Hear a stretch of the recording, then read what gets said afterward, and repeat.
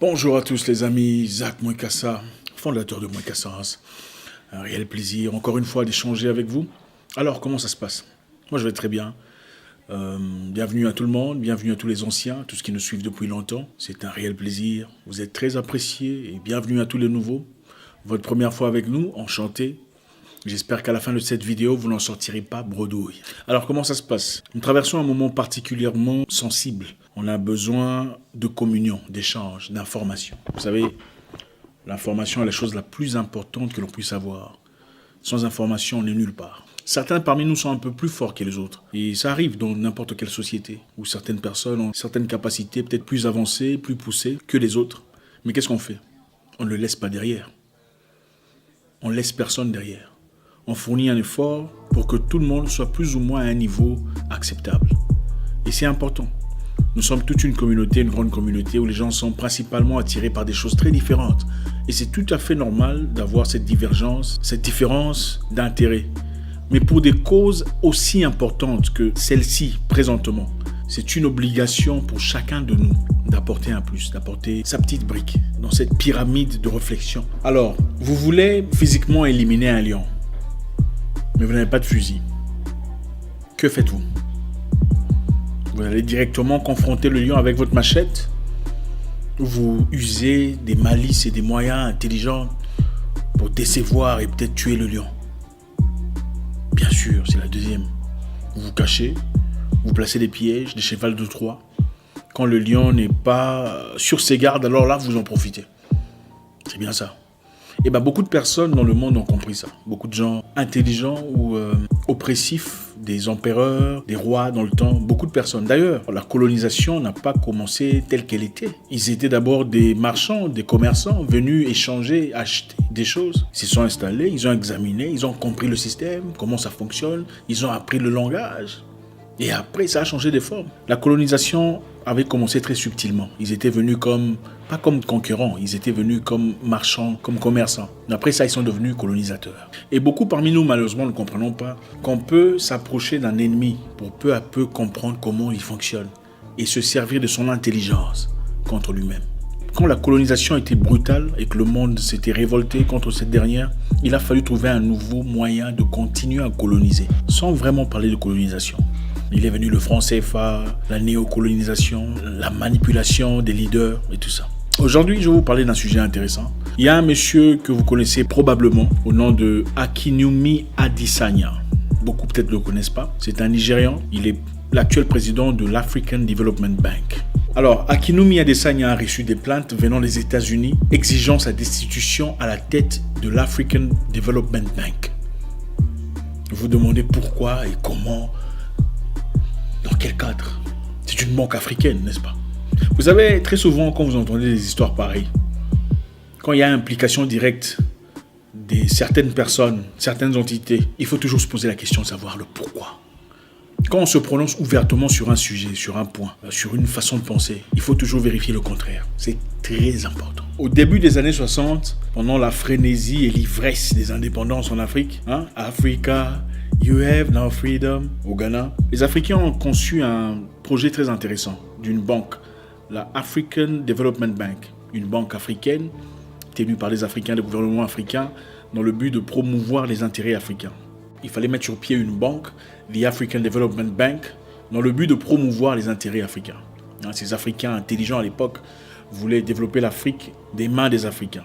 C'était une banque financée par des gouvernements africains. À l'époque, il y en avait 23 qui auraient signé cet accord de construire, de bâtir, de développer, d'avantager, de pourvoir aux besoins financiers des pays africains en voie de développement à l'époque. La banque était au Nigeria, en 65, le quartier général en Côte d'Ivoire. La banque a financé beaucoup de projets africains et a été présent sur le plan financier et économique pour un développement substantiel. L'objectif était d'avoir une banque libre en Afrique de toute influence extérieure pour pouvoir négocier avec force et confiance les intérêts des Africains. Et comme vous le savez, nos papas de l'époque étaient des Africains forts, bien instruits et très bien outillés sur le plan intellectuel. Et leurs objectifs étaient fermes, ils savaient ce qu'ils voulaient. La banque a pu accomplir beaucoup de projets pour l'Afrique. En 2003, on comptait plus de 2800 projets accomplis à travers la African Bank of Development et à plus de 47 milliards de dollars de financement. 47 milliards de dollars. C'est beaucoup d'argent. Donc attendez, ne partez pas, c'est-à-dire que nous sommes capables de gérer les choses nous-mêmes et accomplir et mener à bien des projets importants pour l'Afrique. La banque était une exclusivité africaine. Au départ, il y avait 23 pays signataires ouverts à cette opportunité grandissante. Comme le fer rouille avec le temps, ces hommes forts, autrefois qui dirigeaient l'Afrique, n'étaient plus. Et en 83, la banque s'est ouverte aux opportunités étrangères. Donc les pays étrangers, les pays non africains pouvaient avoir des parts, devenir actionnaires de la banque. Donc malheureusement, comme je le disais plus tôt, quand le African Development Bank s'est ouvert à des opportunités étrangères, donc ouvert sa porte, les Américains détiennent jusque-là 6,7% des parts de cette banque. Et le Nigeria en premier avec 9% des parts. Donc il y a des autres pays africains qui contribuent, qui ont des parts. Les Américains ont 6%. Et le Nigeria en premier, 9%. Et avec ça, ça veut dire que les États-Unis ont beaucoup à dire par rapport à la plupart des pays africains sur comment gérer une banque africaine censée promouvoir les intérêts africains. Alors, Akinwumi Adesanya a reçu des plaintes venant des États-Unis exigeant sa destitution à la tête de l'African Development Bank. On en veut à M. Adesanya parce que c'est un panafricain. C'est une personne qui comprend le système. Et avec cette expérience, il sait qu'est-ce qu'il faut pour développer l'Afrique. Il a même dit récemment que la Côte d'Ivoire et le Ghana seuls produisent plus de 80% ou 90% de cacao dans le monde, mais ne perçoivent que 3% de revenus des productions de chocolat sur Terre. Comment est-ce possible? Ça n'a aucun sens. Quelque chose doit changer. Et ça, on ne veut pas. On ne veut pas des gens qui réfléchissent, des gens qui peuvent développer l'Afrique, des gens qui vont justement mettre dans les assiettes de vos parents, de vos sœurs, vos cousines, la grosse tranche, le gros morceau de viande pour vivre et manger correctement. On veut que tout soit transféré à Paris, à Londres, à New York, à Washington. Monsieur Adesanya a fait preuve d'un panafricanisme inouï, inédit. Pourquoi est-ce qu'on a exigé à ce que le prix du cacao baisse pendant que le prix du chocolat est resté intact? Et ça dérange. C'est une personne qui comprend tout à fait les enjeux. Il a travaillé pour le Rockefeller. Vous savez, comme je le disais précédemment, quelquefois, il faut savoir ce que ton ennemi sait pour bien le... Il y a même un article qui dit que M. Adesanya travaille contre les intérêts des États-Unis. Comment ça?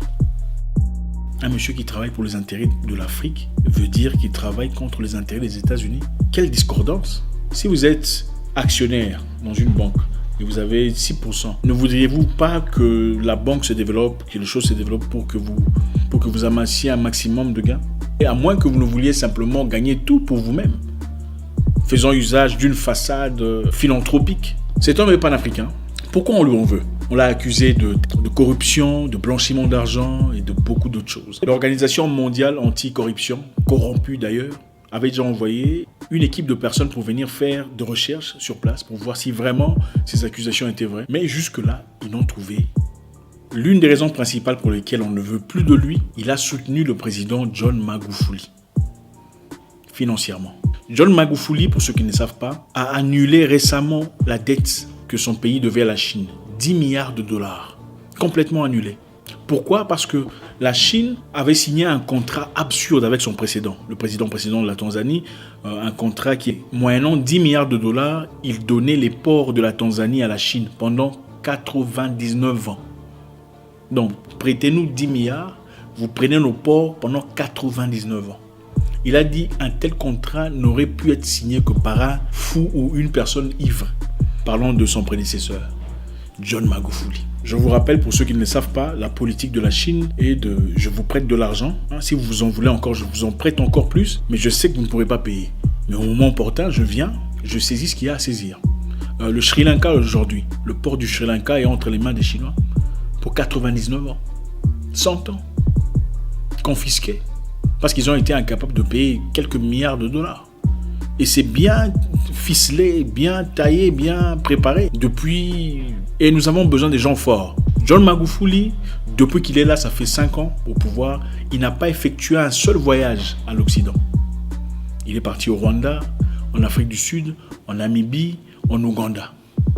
Pour lui, les intérêts en Afrique, les intérêts africains sont aussi importants, autant relevables que les intérêts d'ailleurs. C'est une personne forte. Et on n'aime pas ça.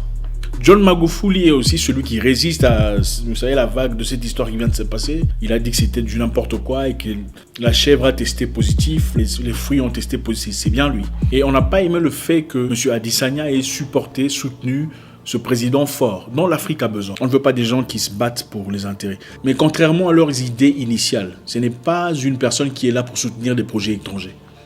Il est là pour soutenir un bien africain collectif. Il est là pour financer les projets de la jeunesse. Akinwumi Adesanya, à la tête de l'African Bank of Development, a jusque-là financé beaucoup de projets locaux. La jeunesse africaine en a profité. Les agriculteurs, pas seulement limités à la jeunesse nigériane, mais aussi dans beaucoup de pays d'Afrique. La Tanzanie en a profité. Pour ceux qui s'en souviennent, Dr Chiombori, qui était ambassadrice de l'Union africaine aux États-Unis, avait été destituée après avoir fait des commentaires directs sur l'implication de l'Occident à la pauvreté africaine. Vous savez, le président français est venu en Afrique disant que c'était le fait d'avoir plusieurs enfants qui causait la pauvreté en Afrique, en essayant de promettre une idéologie malthusianiste, diminution de naissance en Afrique. Et elle a dit clairement, ce n'est pas ça le problème. L'Africain a toujours eu beaucoup d'enfants. On a assez d'espace, assez de ressources pour ça. Le problème, c'est que l'Europe doit arrêter de voler ou de prendre de force ou de manigancer les structures scientifiques pour dérober, paupériser le peuple africain. Et on n'a pas aimé ça. Et on a exigé à ce qu'elle soit révoquée. Malheureusement, comme on a des gens qui ne sont pas assez hommes non plus pour nous représenter, voilà. Ce n'est pas aussi compliqué que ça. Il faut simplement avoir le courage, la bravoure de le dire ouvertement. C'est simple. Gardez ce qui est vôtre, laissez-moi garder ce qui est mien. Si on échange, on doit échanger à un point équitable. Et ça, on ne veut pas.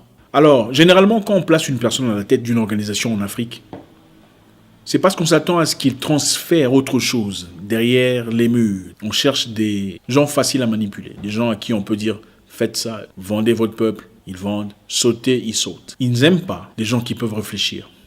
Ils veulent que vous réfléchissiez juste assez pour avoir un salaire à la fin du mois et exécuter vos ordres.